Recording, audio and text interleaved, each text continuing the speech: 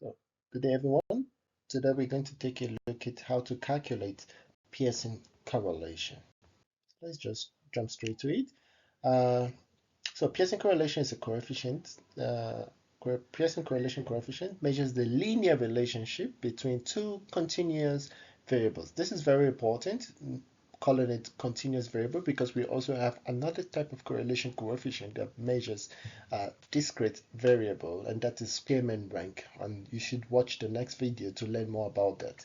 Now here's a formula for calculating Pearson correlation. As you can see, it is denoted by R, and is n into bracket summation xy minus summation x into bracket close summation multiplied by summation y divided by the square root, don't forget that, very important, and summation x squared minus summation x all squared multiplied by into bracket and summation y squared minus summation y all squared. Now this is very important that you understand that there is a key difference between summation x squared and summation x all squared. Remember, this square and for the x and the square for the y are in the formula, but this x squared, we're going to define it when we complete the table. In fact, what you just do when you're looking for this summation x squared is to bring out this same value, summation x, bring it down into this value, and summation y, you bring it down into this value, and you square it. And that is how we get the formula, just to simplify it, right? One more rule that you must understand, that the Pearson correlation coefficient can either be positive or negative. So getting a negative answer does not mean that your answer is wrong, neither getting a positive answer means your answer is right. Okay, Pearson correlation always lies between -1 and 1. In fact, correlation always lies between -1 and 1. We're going to talk more about that, looking at how to measure the strength in 2 slides to come. So if you have your answer greater than 0, then definitely your Pearson correlation is positive. If it's less than 0, it is negative. We're going to interpret the result later on, but first and foremost, let's look at the scatter plot. How do you know if the Pearson correlation is positive or negative?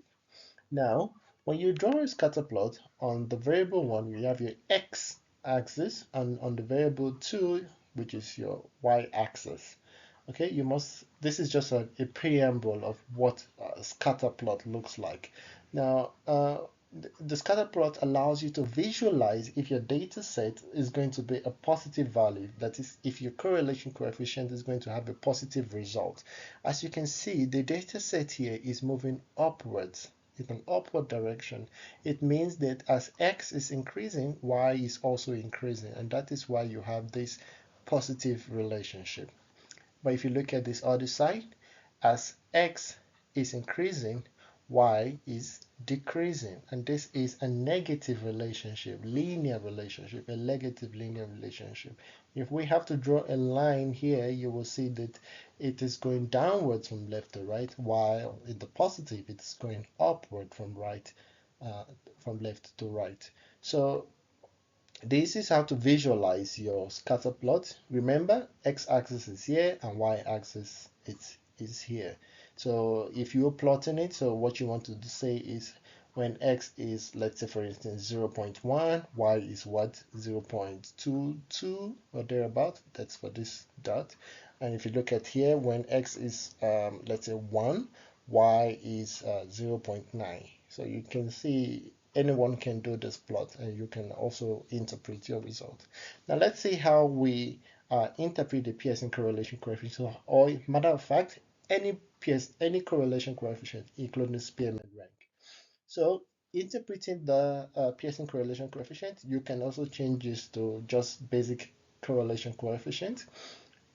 If your answer is -1, it means you have a perfect negative correlation between the two variables. If it's 0.75 or more, you have a strong negative correlation, and it goes down like a -0.5, a moderate negative correlation, and 0.25 to 0.5, a weak negative correlation, while 0 means that there is no relationship between the two variables. If you try to do this in the scatter plot, you're going to have lots of data sets scattered all over the place, and it shows that the correlation is 0. And if you go downwards again, you move towards the positive side of the result, which is more or less the same in the negative, just that we change the word to positive, all right? Because the values now are positive. So a negative or positive does not mean so much. It just shows you the direction of the relationship between the two variables that we are interpreting. All right. So if you have that cleared up, now let's move on to an example, which is very, very critical for this video, just to show you steps on how to calculate Pearson correlation. So here's an example for you. A small-scale study is conducted to understand the relationship between the number of hours of sunlight a plant receives and the height of the plant in centimeters. The data collected over a week for 5 different plants is as follows. So here you have the plants A, B, C, D, and E, the hours of sunlight that the plant are exposed to. Okay, so plant A is exposed to 4 hours of light, plant B is exposed to 6 hours of light, plant C 5, plant D 7, plant E 3. And these are the height in centimeters that was captured when they were exposed to different levels of hours of sunlight. So what we want to do is to calculate the correlation coefficient for the given data set. That is, what is the relationship between the hours of sunlight and the height in centimeter for each of those plants. And based on the calculation, we need to describe the relationship between the hours of sunlight and the height of the plant. Literally meaning that we need to interpret our result. Is it positive? Is it negative? Is it strong, very strong, perfect? Whichever the case may be. So let's see how we solve this. So I've already solved it as usual, but I'm just going to take you through the steps on how I arrive at the answers. So, so here we have the plant again, and we have the hours of sunlight. Now you see the house of sunlight, I've denoted it with X, and the height of in centimeter is denoted with Y. Now what we simply did is to sum up all the X value. So we have the summation X. Remember, if you recall, you can go back to your formula. You have summation X as one of the important part of your formula. That is addition of all the X value, which is 4 plus 6 plus 5 plus 7 plus 3, which will give you 25.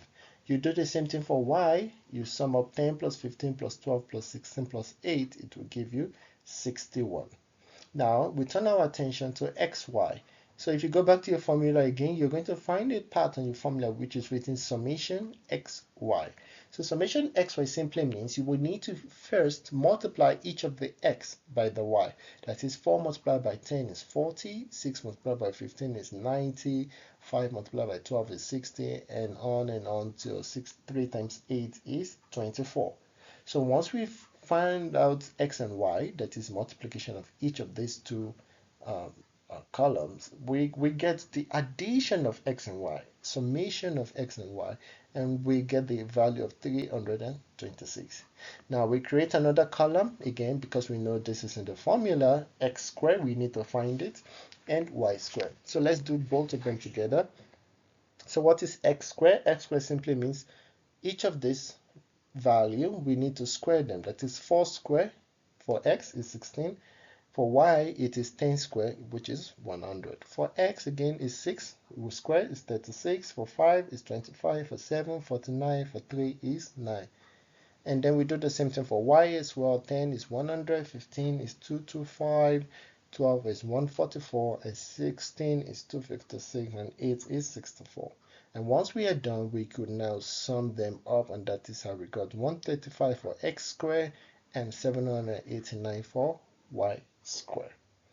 Now I've taken you through the step of completing the table. This is the most integral part of calculating Pearson correlation. Make sure you do the sum 2 times at least, especially for the y square, because they are always bigger values, just to be on the safe side that you've copied the right number or the right summation.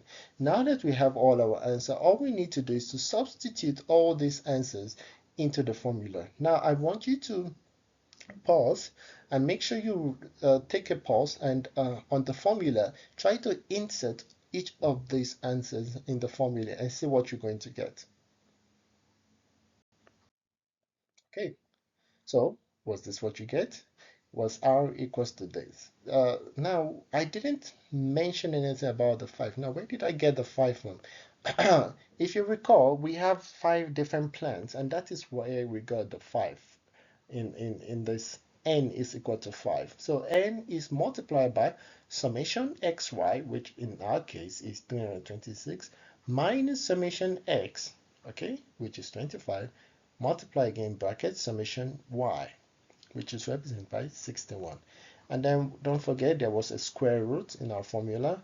Again, we have the n value, which is the 5, multiplied by x squared, okay, 135, minus, we bring down this 25 downwards, which is summation x, but remember there is a square in the formula, so don't forget that.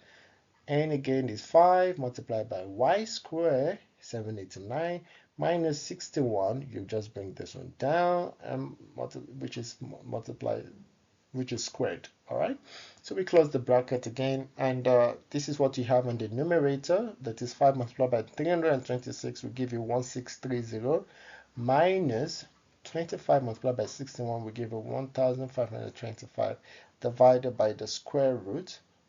Here, 5 multiplied by 135 is 675. 25 squared is 625. You close the bracket.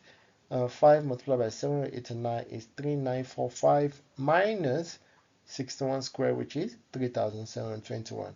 And if you follow the rules of BODMAS, you're going to find your solution like this: 105 divided by the square root of 11,200.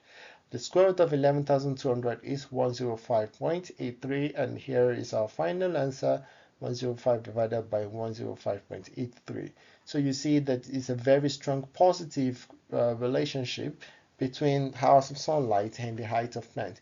If you approximate it, it gives us a perfect strong relationship, which is okay if you want to put your answer in that format. But I will incline to a perfect strong positive relationship, unless if you decide to approximate it. So that's basically how to calculate Pearson correlation. I hope you understand how this integral part of it. Don't always forget that there was a square root. There is a square root here, and that's how we got this value here before we got the final answer. So in the next video, we're going to look at how to do Spearman correlation.